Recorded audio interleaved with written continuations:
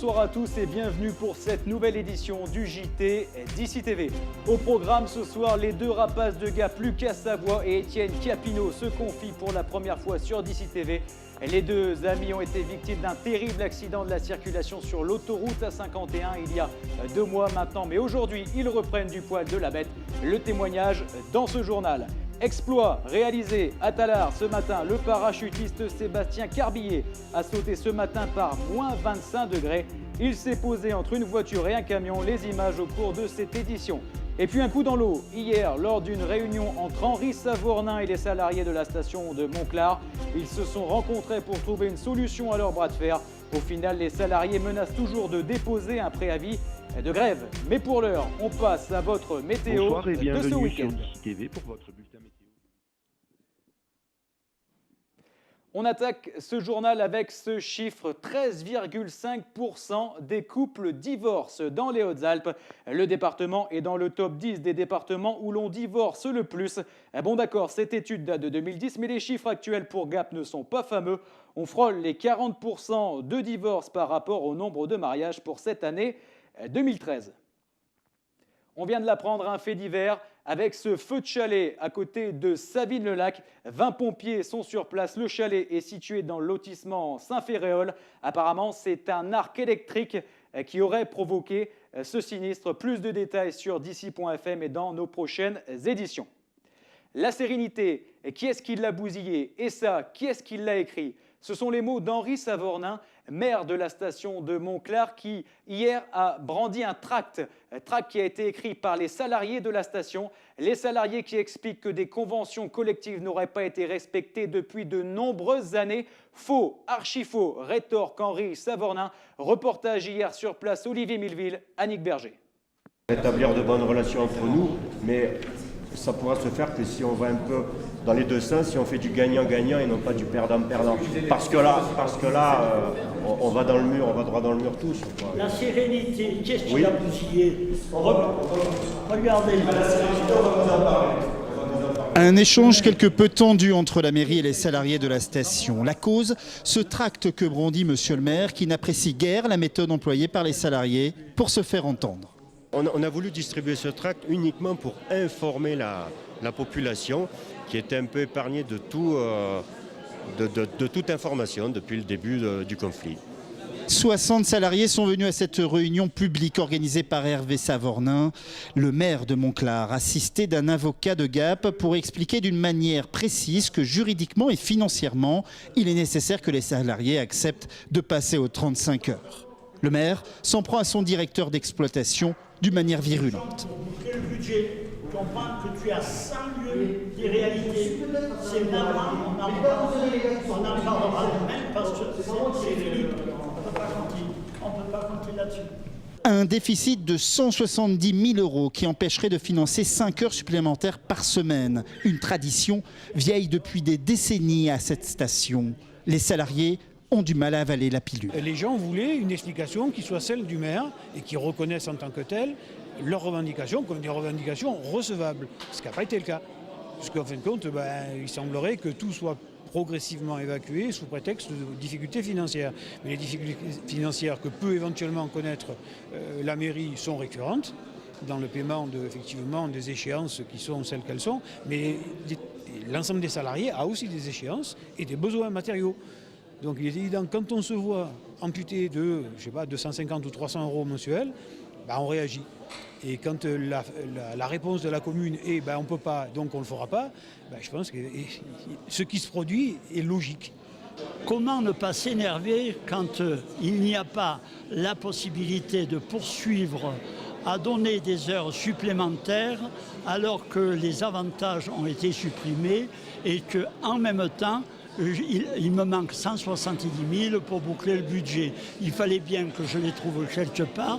Eh bien, je les ai pris sur les heures supplémentaires puisque je n'avais plus le besoin d'autant d'heures, les travaux d'investissement étant achevés. Et pour vous, là, ce soir, vous vous sentez rassuré? Est-ce que le préavis de grève va être déposé? Non, il n'y aura pas de préavis de grève. Si monsieur le maire paraît convaincu, les salariés, eux, restent dubitatifs et déterminés.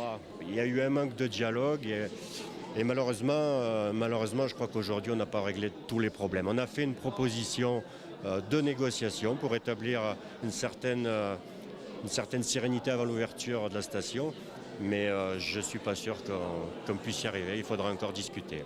Vous pensez donc au dépôt de grève quand même? C'est pas encore résolu? On va attendre la réponse à notre courrier, mais voilà, on est dans l'attente. On va examiner les chiffres et puis on verra bien la réponse de Monsieur le maire avant l'ouverture. On souhaite une réponse avant l'ouverture. C'est-à-dire avant le 7 décembre. Avant le 7 décembre, mais même si on peut retarder un peu, on attendra encore un peu, mais il faut trouver une solution tous ensemble. C'est du gagnant-gagnant et non pas du perdant-perdant. En fin de réunion, une lettre contenant 4 points de négociation a été remise à chaque membre du conseil municipal. En cas de non-retour, les salariés pourraient déposer un préavis de grève avec une durée illimitée. Et on espère vraiment que la situation va se débloquer pour l'ouverture de la station qui est donc prévue le 7 décembre prochain. Les doutes de Christophe Pirel, le jeune homme qui est membre du cabinet de la ministre Marie-Arlette Carlotti, a laissé sa place il y a quelque temps à Bernard Josso pour qu'il soit le seul candidat aux élections municipales de Gap en 2014 sous l'étiquette PS. Oui, mais voilà, aujourd'hui, le dialogue entre les deux hommes semble un petit peu rompu. Christophe Pirel souhaite que le dialogue reprenne pour éviter une scission au sein du Parti socialiste gapençais. On l'écoute. Avec Bernard Josso, on avait un accord qu'on avait trouvé ensemble au moment où j'ai décidé de ne pas présenter ma candidature. C'est de partir à deux ensemble et de mener une liste commune en position effectivement plutôt élevée dans la liste, dans les tout premiers de la liste avec Bernard. Donc j'ai pas de raison de douter de cet accord. Moi je suis toujours sur cet accord avec Bernard. Je pense qu'il y aurait une rupture de confiance si ce n'était pas le cas. Donc aujourd'hui il n'y a pas de sujet pour moi. On avait un accord de principe ensemble, on l'avait négocié tous les deux. Parce que Gap avait besoin d'une seule candidature, on avait besoin de consolider très rapidement la liste socialiste pour justement pouvoir s'ouvrir au maximum vers l'extérieur. On n'avait pas de temps à perdre dans les divisions internes. Je pense que ce n'est pas le moment d'en perdre maintenant. Jean-Yves Dussert, vraiment pas content. Le président du Conseil général des Hautes-Alpes s'est exprimé ce matin au sujet de la réforme des cantons. Comme vous le savez peut-être, le département des Hautes-Alpes va perdre la moitié de ses cantons, conséquence directe de la réforme des collectivités territoriales en cours. Jean-Yves Dussert s'est exprimé ce matin au cours d'une conférence de presse, exprimant son désaccord total avec cette réforme pour laquelle il n'y a eu, selon lui, aucune concertation. Les premières séances des rencontres du cinéma de montagne se sont déroulées hier. C'était rempli, beaucoup de monde. Alors rassurez-vous, ça continue jusqu'à demain. Oui, mais demain également, c'est complet pour la séance de 20h30. Rassurez-vous, il reste donc une séance à 16h30. Il y avait beaucoup de monde hier, comme vous le voyez. Écoutez ces quelques réactions après les projections. Beau film, belle grimpe, on vit leur effort. Je fais beaucoup de rando, de ski de rando, un peu d'escalade, mais là c'est pas pareil, on vit un peu ça avec eux, donc c'est sympa. C'était vraiment top, je vais vraiment passer une super bonne soirée avec des superbes images. Toujours un plaisir d'être là, c'est la 5e année que je viens, donc c'est que ça me plaît.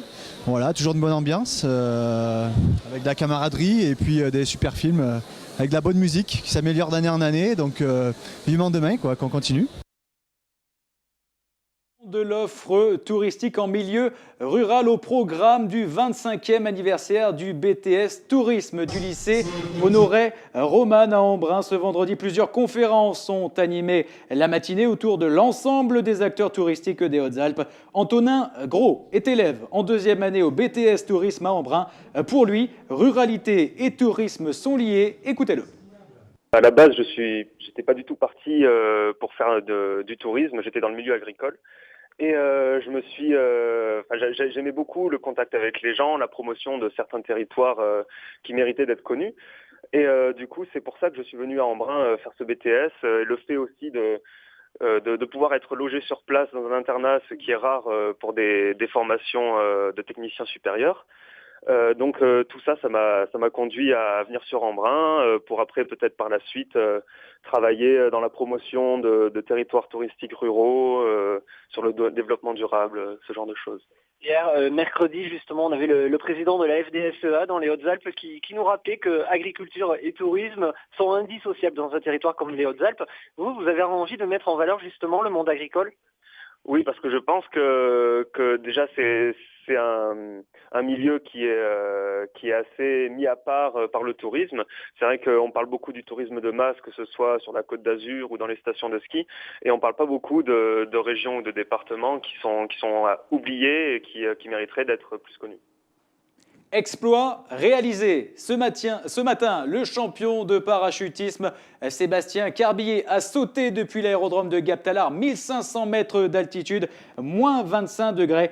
Pas de quoi décourager le membre de la Team Honda. Alors un saut magnifique puisqu'il a réussi à atterrir entre une moto et une voiture. C'est assez impressionnant. On va voir les images. Là, on le voit qui monte dans l'avion. C'était ce matin. Il a pris son envol. Ça a duré 10 minutes, un petit peu le vol. Et ensuite, il a atterri. Regardez. Il y a une voiture, il y a une moto, il n'y a même pas 10 mètres entre ça et bam, il se pose. C'est assez fou. Alors retrouvez l'intégralité de ce saut sur d'ici.fm. Autre sport, maintenant, du hockey sur glace avec le match Gap-Villars. Ça sera demain un petit peu le match retour puisque cette semaine, les deux équipes se sont déjà rencontrées. C'était en Coupe de France. Large victoire, 5-2 des Rapaces de Gap. On espère qu'ils feront de même demain pour grappiller quelques points en Ligue Magnus. Allez, restons dans le hockey sur glace avec un tout autre sujet maintenant.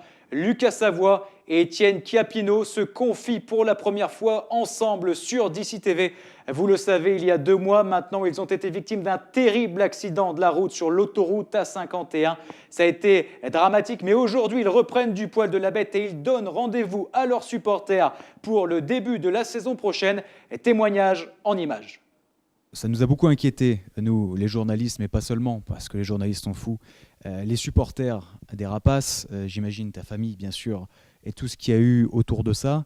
Alors la première question, elle est simple. Comment tu vas ? Ça va mieux, ça va vraiment mieux aujourd'hui. Physiquement, moi, ça va très bien. Moralement, j'ai bien récupéré. Donc ça va bien, aujourd'hui, ça va bien.